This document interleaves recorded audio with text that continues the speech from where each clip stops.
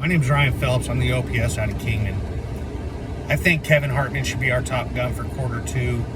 I got a few reasons. He's all about helping his team, man. It was my first week with Velocity. I was out in Tolson. I just got my computer and phone. I was in the meeting room watching YouTube videos on how to navigate Accelerator. He walked in and asked me, "Hey, what are you doing?" I said, "Well, I'm watching these videos trying to figure out how to navigate this site." He goes, "No, man, turn those videos off." He gave me a VIN number. He sat down with me, walked me through it. Another instance, it was my first day visiting customers. Customer wanted me to order him, I believe it was lights. And I was going through the OPS support and I hit a snag. My first call was to Kevin. He walked me through it, made sure I got the right parts that I needed for my customer. So those are my reasons why I think Kevin should be our top gun for quarter two.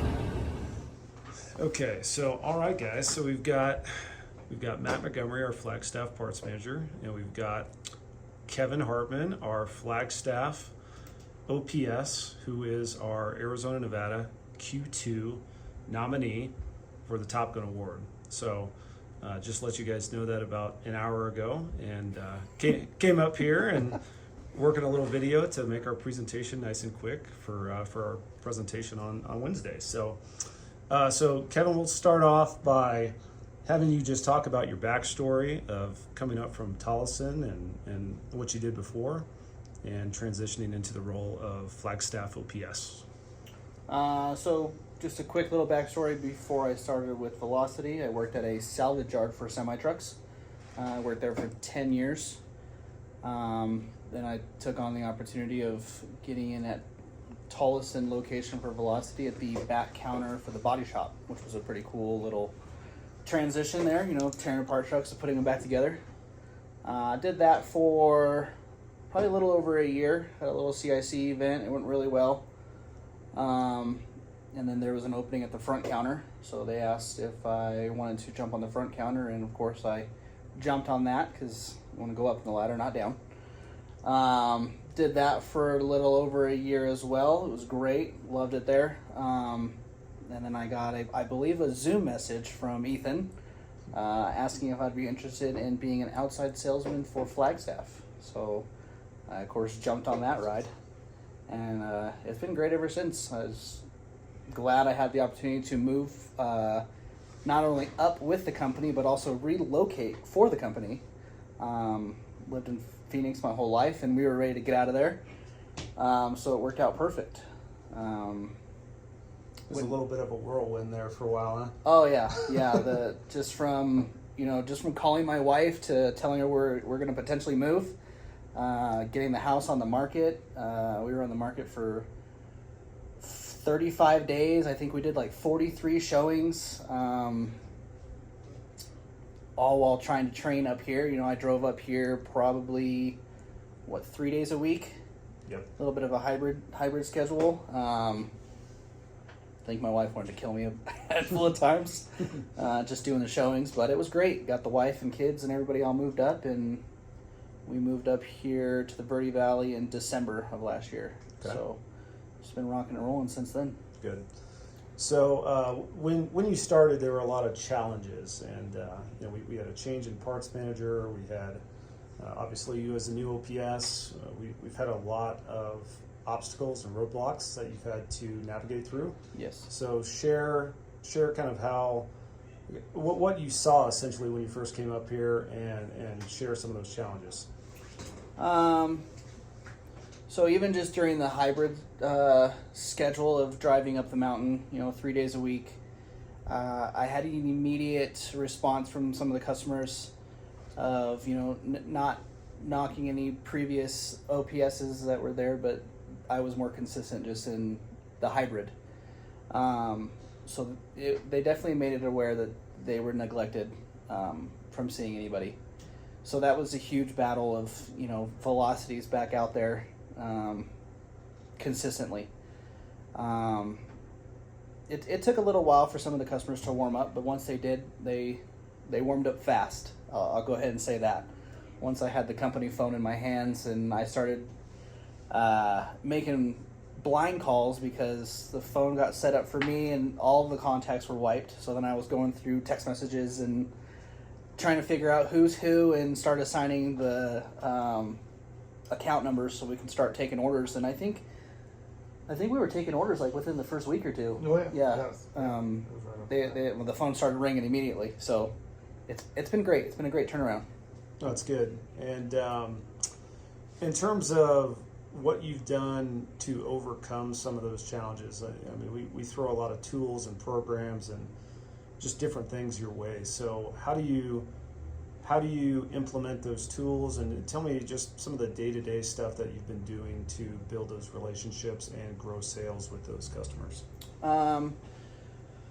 So I learned really fast that this location is a lot different than Tolleson. It being smaller, it has the phone that goes to the counter, so that was a big hurdle of learning that nobody at the counter answers the phone. And coming from Tolleson, we didn't do that anyways because we have the call center. Mm-hmm. So learning their need is different than the big city. Out here is a lot different. They want that face-to-face interaction. They want the voice on the other end of the phone. A lot of them hadn't heard of Accelerator. I showed a lot of them what Accelerator was, showing them the Inner Circle rewards, explaining some of the consignment and the VIP program. Again, so I got some of these customers now that just do all their orders on Accelerator, or they'll just send me a picture of it from Accelerator of what they want and just bring it to me when you can. The big hurdle has been, and I've said this in a lot of the outside sales meetings, is this mountain was ran by Rush, and I can confidently say we are on their butts.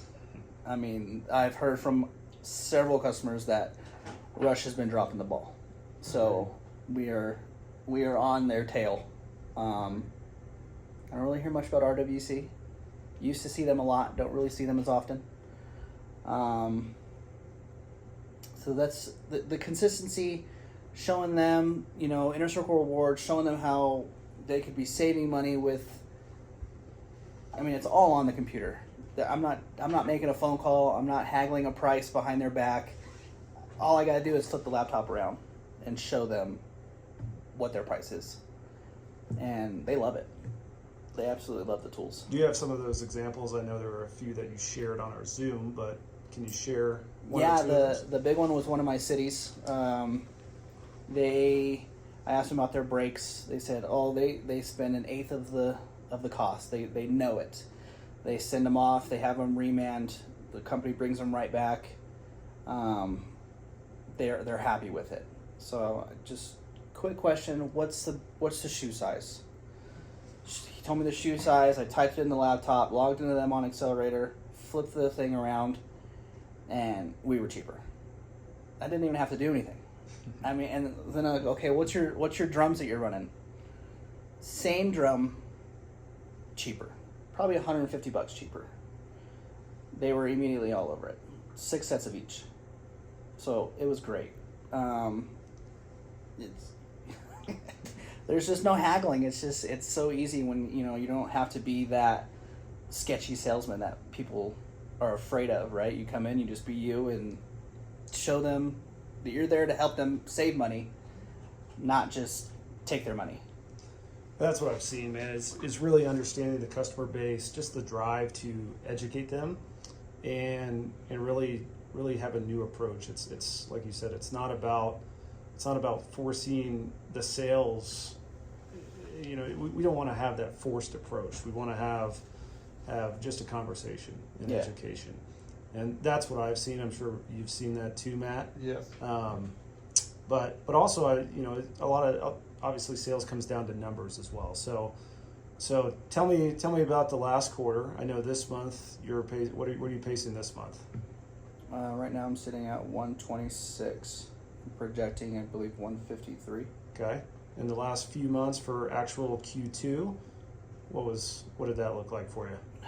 It's gone up every month. Ever since I think the only time I was below 100, I was still on my guarantee, and I think that was January, and that was right after I moved, and that's when I was able to like start hitting it, and it's been going up since, and I just want to keep going. Yep. That's great to see, man. So last thing I was going to ask you, Kevin, is goals, and what you want the future to hold for you, because you've done a great job thus far, but there's a lot more years to come. So what do you look at when it comes to goals for yourself? Man, that's a good one. My goal is always to grow, and with outside sales, I mean, I want to grow this territory. I told Ethan, I've told Dean, I told Matt, like, I want this territory to be, I want this store to be so busy Matt has to hire more people to keep up. Like, that's the goal, is to make it so busy where, yeah, we have to hire more. I know we have a parts delivery van coming, which I'm sure Matt will touch on that one. The store has a lot of plans. As far as in the future, I always talk about the next step. Marcos made a joke. He told me that I owe him 5 years. So Same. so I don't know. Maybe I'll tread behind Matt eventually and be a parts manager one day, or I don't know. It's just, there's so much potential out here, and I can't even pinpoint where I'm gonna end up. Oh, that's good. That's good. And then I'll segue over to Matt. And Matt, if you could slide in just a little bit more. Squeeze in. Matt. So yeah, it's just kind of open ended. Just tell me about Kevin and what you've seen thus far. So great. Communication has been flawless. So yeah, I mean, he definitely reaches out. Definitely in the past, I was an OPS out here, so that was very crucial. That wasn't always the case with the communication. So luckily, I knew the tools and the resources that they had from being on the counter in the past. So that definitely helped me to increase goals and everything else out here. But Kevin coming on board and us working together and teaching each other different ways, different avenues, just helping him out, just being, having that support. I know he touched on it, the neglect that the customers had out here. Yeah, I mean, it was bad. So being able to get out there doing ride-alongs with Kevin, we've done quite a few, actually a lot more recently now that I have a full staff. So getting out there, talking to the customers, understanding their needs, and just some of the issues that they have had, and adjusting to that, right? Making sure that they're, happy with us, our services, speed, value, trust. Yeah, it's so far so good. And I think you're looking at breaking my old record for this territory. So It's always good to see. yeah. That's the So, goal. and I just, I want to touch on this. This is another thing that I've always watched, or I have been watching, is front counter sales compared to back counter. This location has always, relied on the shop to bring in most of the numbers, right? And right now, the shops are slow, and just the goals overall for front counter sales, they're carrying the store. And that has to do with, a lot of it has to do with Kevin and, the team. I know Micah and Ayana work well with Kevin. Ayana's agreeing, she's learning, but even then, Kevin's huge support for her, and Micah as well. Getting them on the inner circle rewards, deal days, constantly pounding in their head, hey, let's use this, let's sign these customers up. Kevin's just a huge support for everybody else, not only for the customers, but on the inside as well. So, And to touch on service, I know you've been working closely with Shannon in the service department. So tell me kind of how customers are starting to utilize you as kind of a liaison in between service and what that looks like. Yeah, so one of my most consistent customers so far is Bennett Oil in Prescott Valley. he's learning that if he wants to get the service truck down there, he just has to call me. And we've had, I think he's down there now, actually. One of our techs, he's been going down consistently. He works well with Mike over there at Bennett, so it's been the same tech. He'll call me and say, hey, what's he got going on next week? I make a quick phone call, and I get that scheduled. So I'm also getting that service truck out on the road, and I offer it to everybody. You know, even if there's a couple customers I stop by and see that I haven't added yet, but they know we have a service truck, so if they want the service truck out there, they can do it. We just informed First Student, was it 2 weeks ago or last week, that we can do DOTs, because they've been having an officer out of Prescott Valley drive all the way over. So now when those buses are up for DOTs, he'll let us know, and we'll just send one of our guys out there and do it. So Nice. it's been good. Good stuff. Ultimately, Kevin, just to wrap up, man, I think you've done in such a short time period an exceptional job. I mean, making that transition from front counter to now having to find the business where they're not walking in, and you have to go see what they're buying, what their usage is, where the competition lies. You've been hitting all those. You've been checking all those boxes, and I see just a different level of drive from you than I see with a lot of OPS with velocity, especially new OPS. New OPS tend to kind of drink from a fire hose and aren't really sure where to turn and where to ask questions, or you're never afraid to ask questions. You're always wanting to work with your parts managers, with Matt, with Shannon. You're asking vendor support. You're looking for anything that you can do to learn more information to grow sales, and that's what it's all about, is not being afraid to ask those questions so you can increase your numbers, increase your paycheck. And I'm sure the paycheck that you're about to have this month is a lot higher than what you've seen in the past. Oh yeah, just a little bit. So that's why we do it, man, is the teamwork, but also for financial success. And I know you've got kids at home, you've got a wife, and I bet it feels pretty dang good to take care of them and feel like you're doing a good job. Yeah. So Yeah, definitely. But anyway, man, congratulations. You're a nominee for Q2 for Arizona, Nevada, and I appreciate everything you do, man. Thank you, man. I appreciate it. Thank you, buddy. Thank you so much. See you.